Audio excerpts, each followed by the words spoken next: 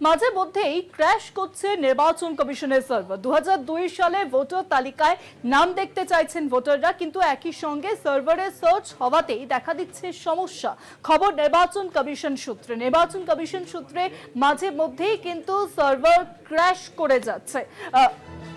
আরো জানাবেন, ফোন লাইনের সঙ্গে রয়েছেন প্রতিনিধি সত্য সুন্দর ভট্টাচার্য। সত্যতা, মাঝে মধ্যেই দেখা যাচ্ছে যে নির্বাচন কমিশনের যে সার্ভার, সেই সার্ভার কিন্তু ক্র্যাশ করে যাচ্ছে। এই নিয়ে কি দাবি করা হচ্ছে নির্বাচন কমিশনের তরফে?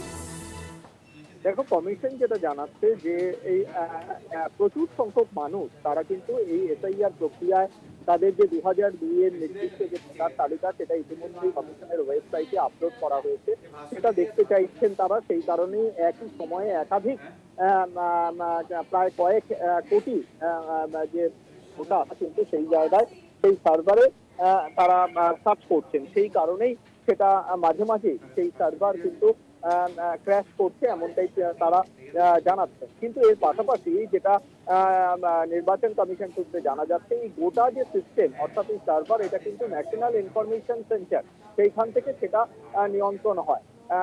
কমিশন সূত্র মারফত যেটা জানা যাচ্ছে, সেই জায়গা থেকে সেটা রাজ্যভিত্তিক পরিবর্তন করে স্টেট ডেটা সেন্টার, সেই জায়গায় নতুন সার্ভার নিয়ে আসার একটা পরিকল্পনা রয়েছে এবং সেটা দ্রুততার সঙ্গে করা হবে, যাতে এই ভোটারদের যে চাপ অর্থাৎ এই সার্ভারের ওপর যে চাপ পড়ছে সেই চাপটা তাতে লাঘব হবে বলে মনে করছে নির্বাচন কমিশন।